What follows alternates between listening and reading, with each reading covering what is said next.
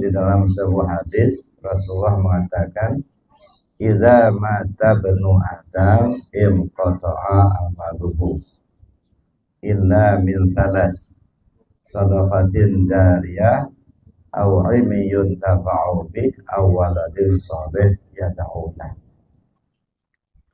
Apabila manusia sudah meninggal, apabila anak Adam sudah meninggal, inqata'a amaluhu, terputus amalnya.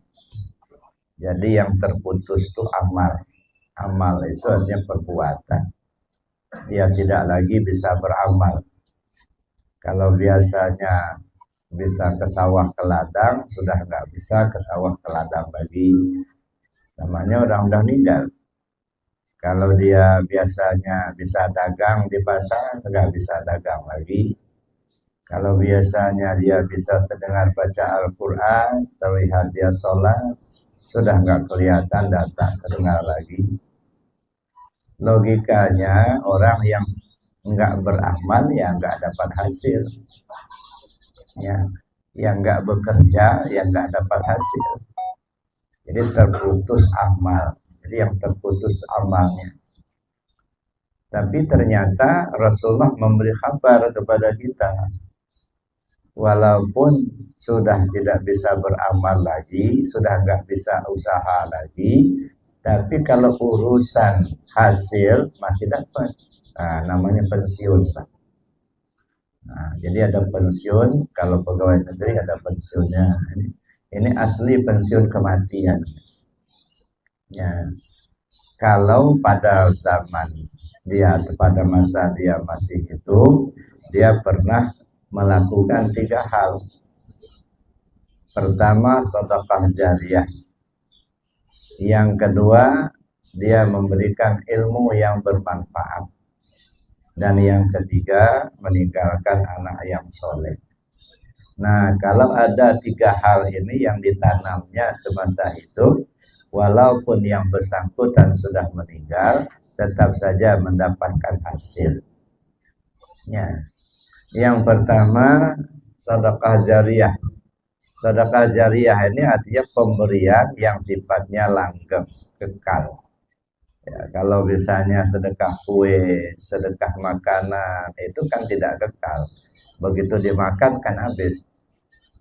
Nah, tapi kalau kita wakafkan tanah untuk jadi jalan dilewati oleh orang banyak, atau kita wakafkan tanah bangun masjid atau bangun musola, atau kita ikut membangun masjid atau musola, itu namanya sedekah jariyah, pemberian yang sifatnya kekal.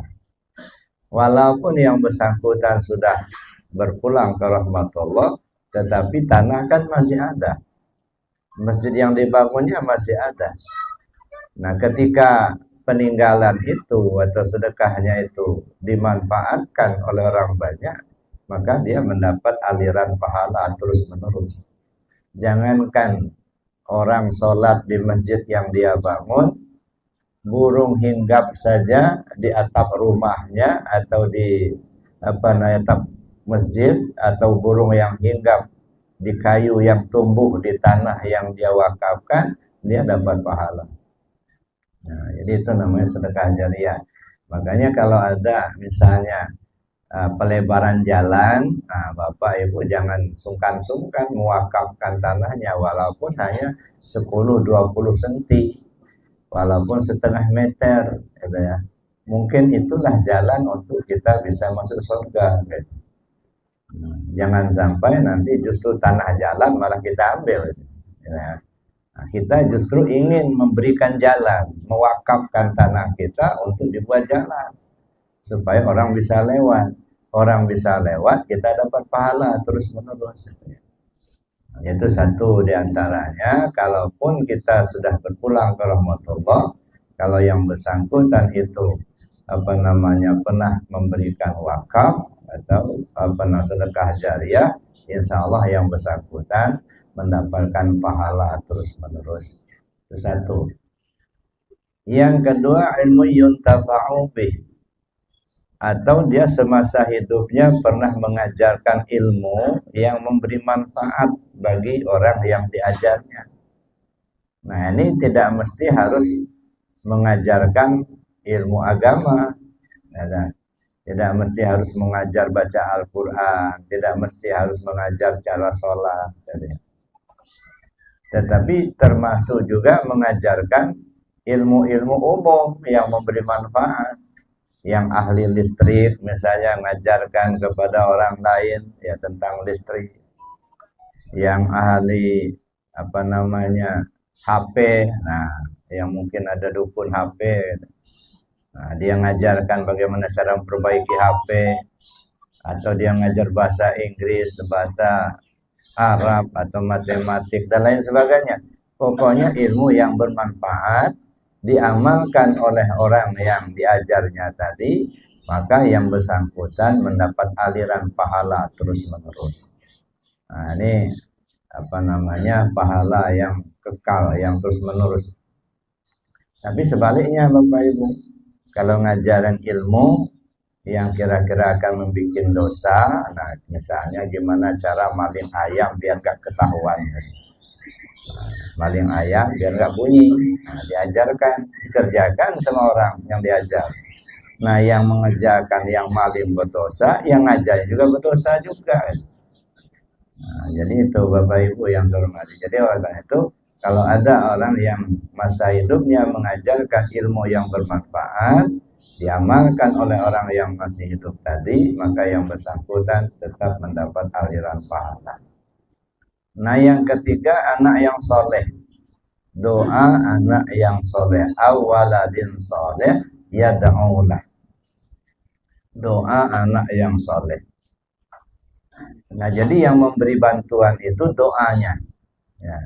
Doa siapa? Doa anak yang soleh. Siapa anak yang soleh ini? Secara khusus tentu anak kandungnya. Anak yang taat ibadah, rajin ibadahnya, orang-orang yang suka bersedekah.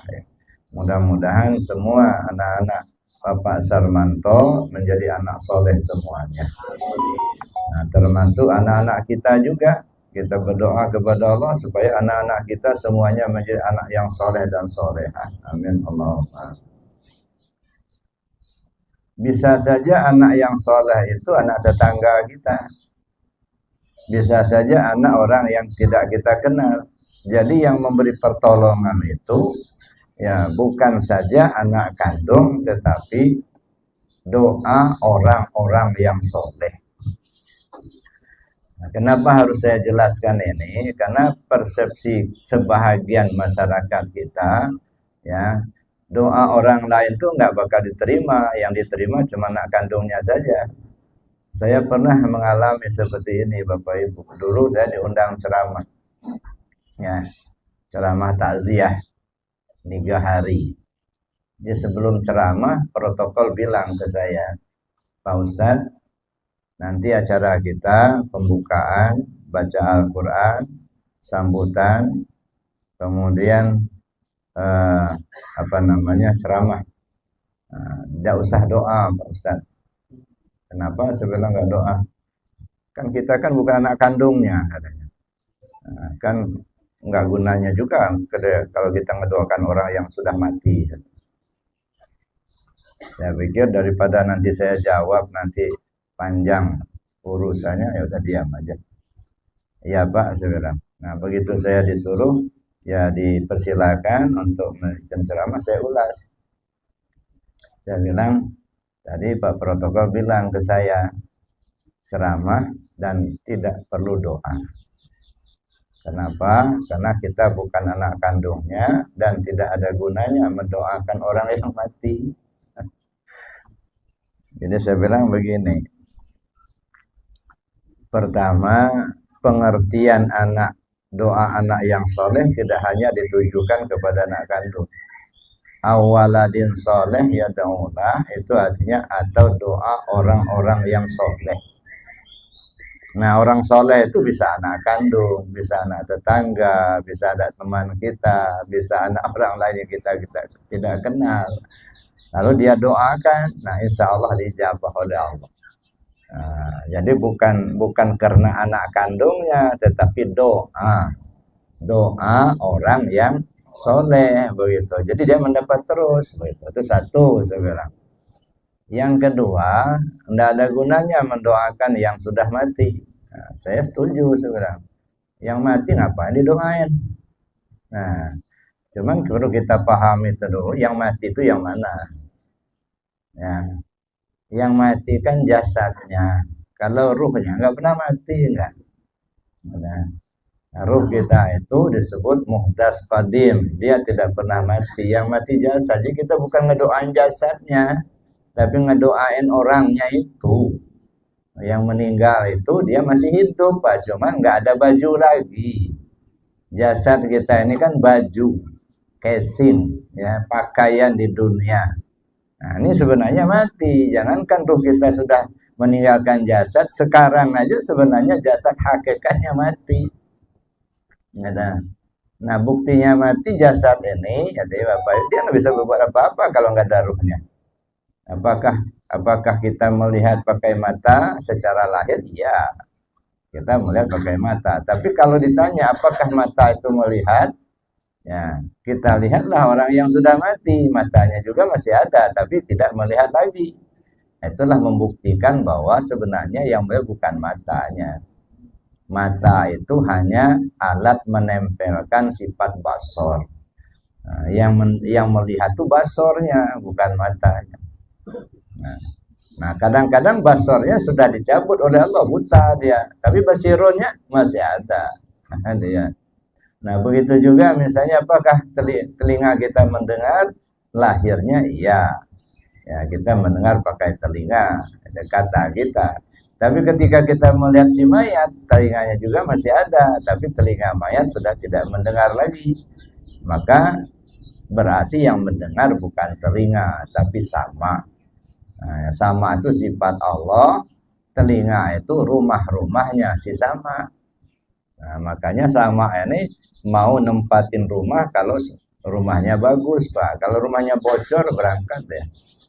Nah, makanya jangan dikerok-kerok terus, itu nanti bocor rumah. Nah, ujung-ujungnya samanya pergi ya. Nah, jadi itu Bapak Ibu. Nah, kata beliau nggak ada gunanya mendoakan orang mati, benar. Ya. Cuman masalahnya yang mati itu yang mana? Ruhnya kan tetap hidup. Nah, yang mati saja jasad, ketika dimasuki oleh ruh yang hidup, maka jasad menjadi hidup, kan gitu. Ya, yang mati jasad, ketika dimasuki oleh ruh kita, jasad menjadi hidup.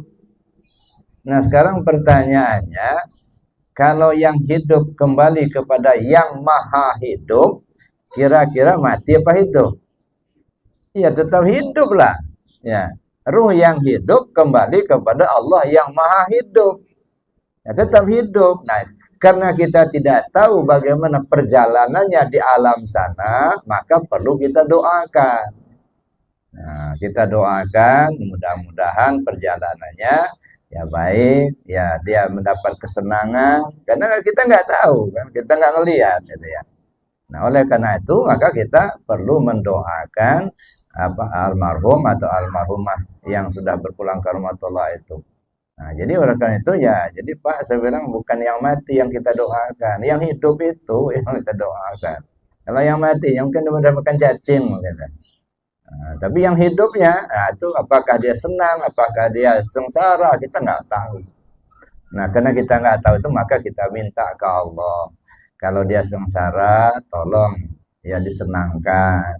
Kalau panas, tolong disejukkan. Gitu ya. Kalau dia banyak dosanya, tolong diampunkan. Gitu. Dituturkan rahmat kepada yang bersangkutan, itu kita doakan. Maka kita yang hidup ini perlu mendoakan orang yang sudah berpulang ke rahmatullah itu. Nah, rupanya ya itu tadi persepsi yang berbeda itu. Begitu selesai saya ceramah, datang lagi protokol ke saya. Minta doa, minta pimpin doanya. Nah, ini kan. Pak, kalau begitu Pak minta tolong dipimpin doanya. Nah, dah pimpin doa. Nah, selesai doa, lagi makan-makan begitu, datang lagi dia. Pak, tolong Pak, nanti nuju hari nanti Bapak lagi ceramah. Rupanya nambuh rupanya. Nah, jadi beda persepsi itu akan berakibat daripada beda pengamalan. Ya. Maka awaladin soleh yad'ulah itu secara umum doa orang-orang yang soleh.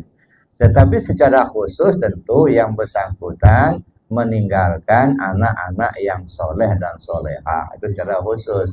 Artinya, lagian doa orang lain saja bisa diterima Allah kepada yang untuk yang bersangkutan, apalagi doa anak-anak yang soleh. Nah itu. Nah, jadi jangan kita menafikan doa orang lain. Ya mudah-mudahan kita semua dijadikan Allah anak-anak yang soleh semua. Sehingga doa kita tadi insya Allah diijabah oleh Allah Subhanahu Wa Taala. Amin Allahumma.